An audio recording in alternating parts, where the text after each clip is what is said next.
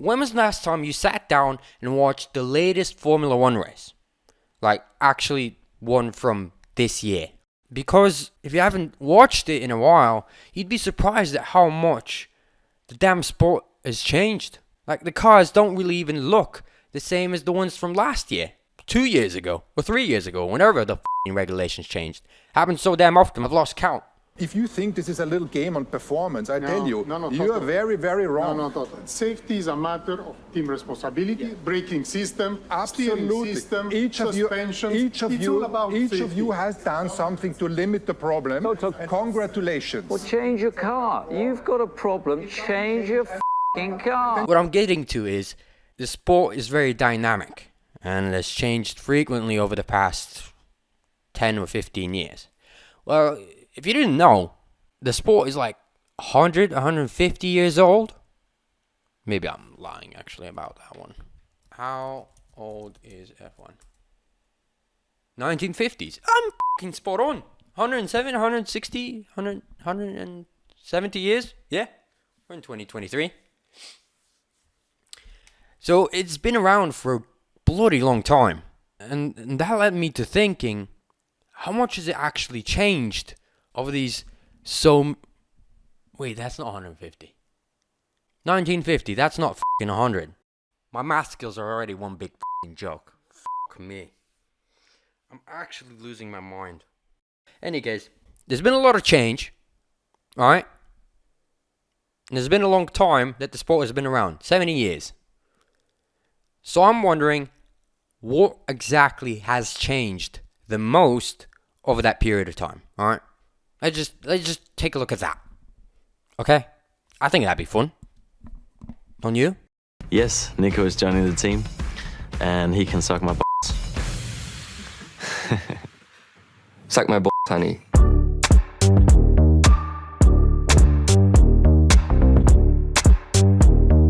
Alright, the first point that I wanted to highlight, and I think the most obvious one that everyone notices as soon as they watch like an old clip or picture, or I don't think they had video cameras back then. Did they?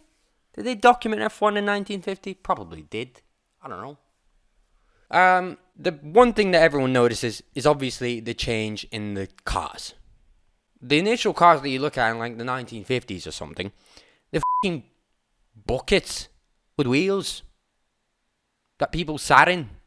Like this metal fucking bucket with a steering wheel attached inside, sort of directing it in a general direction, but not really steering, is it? Whereas now it's a fucking spaceship. It doesn't even look like a car. It doesn't resemble anything like a car, in fact. It's got fucking wings. Not only on the back. It's not just a spoiler. It's got a fucking wing in the front. And then like tunnels on either side of the damn body.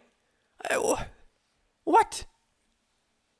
I think it's sort of lost its purpose. You're no longer racing cars. You're racing fucking spaceships that are directing wind in a way to press the car against the ground.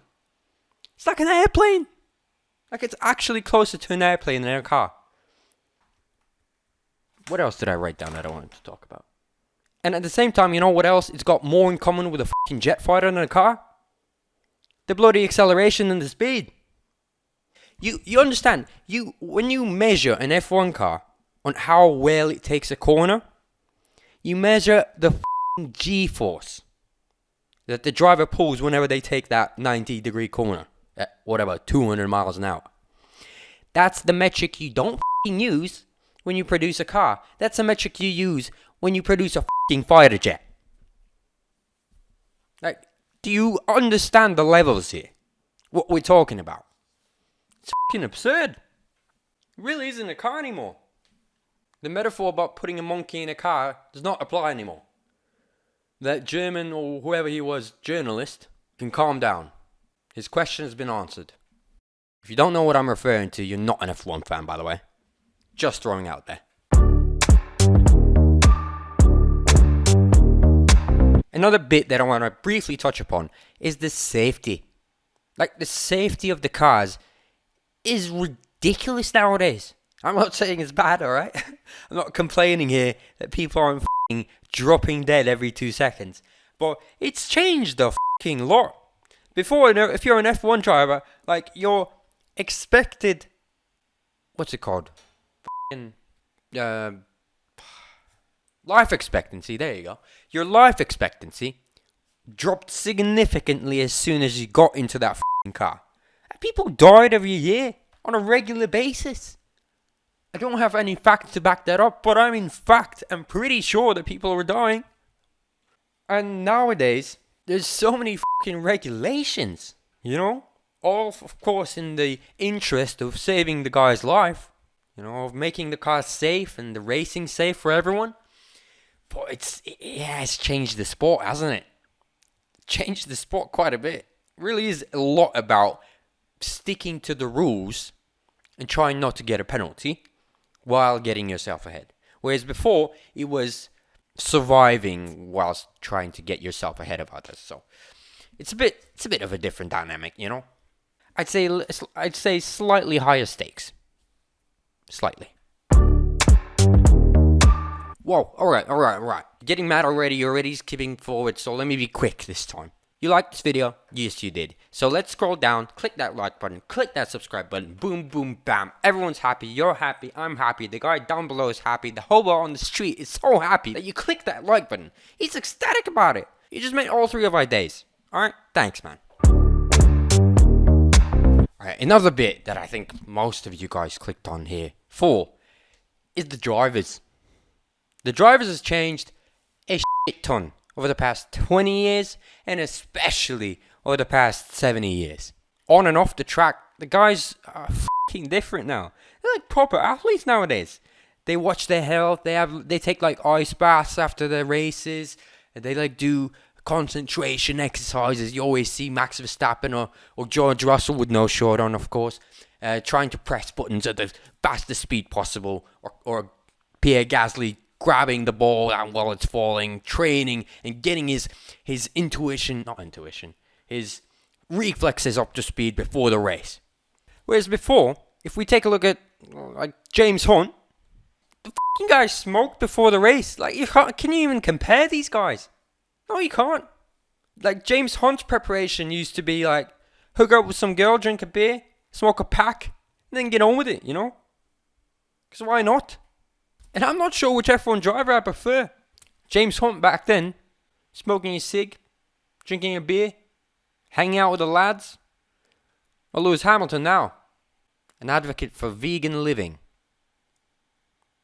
Ugh. Another part about the drivers.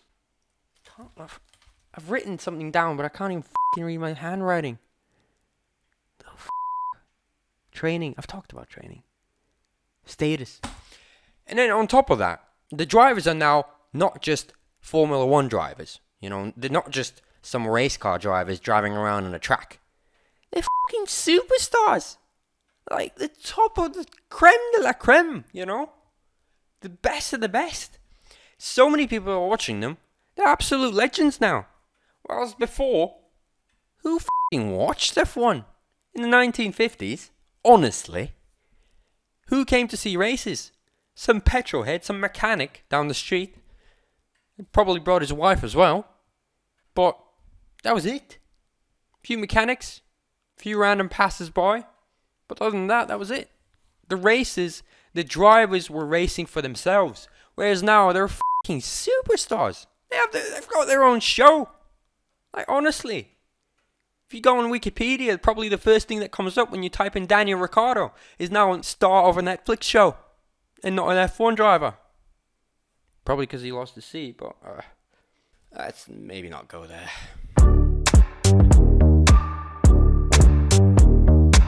Alright, I think I've covered it all. There's been a big change, no? What do you think? The cars have changed dramatically. They're not even f***ing cars anymore. Should be called F1 rockets? That doesn't sound very good. F1 Starship? F1 airplane? I'm still working on the lingo, you know. But it has to change. It's not a car anymore. The drivers are no longer f***ing drivers. They're just pure athletes. Like 1%, top 1%. Can't even smoke a cig before the race. Like, what the f*** is that? What kind of living is that? That doesn't sound like fun.